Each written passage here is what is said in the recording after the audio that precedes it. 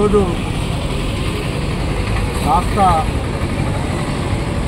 SC ST జేఏసీని ఏర్పాటు చేసి కాటారం మండల కేంద్రానికి పోస్టర్ ఆవిష్కరణ కోసం చేసిన సురేందర్ అన్న గారి ఆధ్వర్యంలో ఇలా కాటారం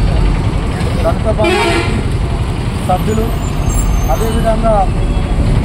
గవర్నమెంట్ ఏదైతే అంబేద్కర్ అభయహస్తం కానీ దళిత బంధు గత ప్రభుత్వం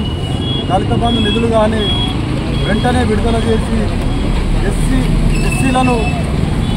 వాళ్ళన్న విధంగానే సేవల డిక్లరేషన్ ప్రకారంగా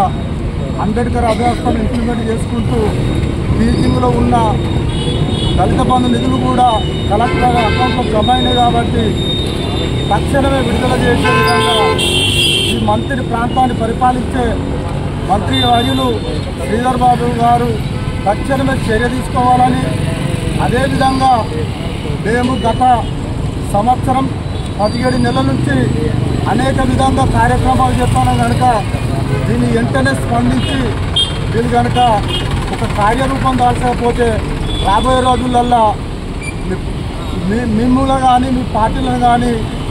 పూడ్చిపెట్టే విధంగా చేస్తామని హెచ్చరించున్నాం. ఎందుకంటే ఇళ్ళ ఉన్న దళితులకు అన్యాయం జరగాలన్న ఆలోచన మీరు చెప్తాను. అల్ల ఉన్న దళితులకు అన్యాయమే దళితులు పోరాటం చేయాలి, ఇళ్ళ ఉన్న దళితులు పోరాటం చేయాలి. కానీ వీళ్ళు ఇలా కుర్చీలెక్కి దళితులను అణచివేసే విధంగా కూడుకుంటే రాబోయే రోజులల్లో అనేక ఉద్యమాలు చేసి ఇందులో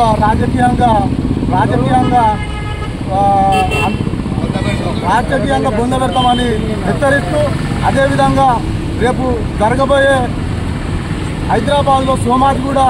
ప్రెస్ క్లబ్కు అన్న పిలుపునిచ్చింది కాబట్టి ఇక్కడ ఉన్న మేధావి వర్గం, ఇక్కడ ఉన్న దళిత నాయకులు, గిరిజన నాయకులు అందరూ ఏకమై హైదరాబాద్ పోయి మన వాయిస్ను విన్నవించి గవర్నమెంట్ ఒకవేళ చేయకపోతే గవర్నమెంట్తోని తాడొప్పేడో తెలుసుకుంటానికి అందరం సిద్ధం కావాలి. ఈ సమయం సందర్భం మంచిది. దళితులు అనుకుంటారు, దళితులు గత కొన్ని సంవత్సరాల నుండి అనేక ఇబ్బందులు పడి అవగాహన కొంత నేర్చుకోలేక అగ్రవర్ణాల పార్టీలకు జెండలు పోతే అయ్యాల అగ్రవర్ణ పార్టీలు మళ్ళీ అంతం చేయాలని చూస్తానే కనుక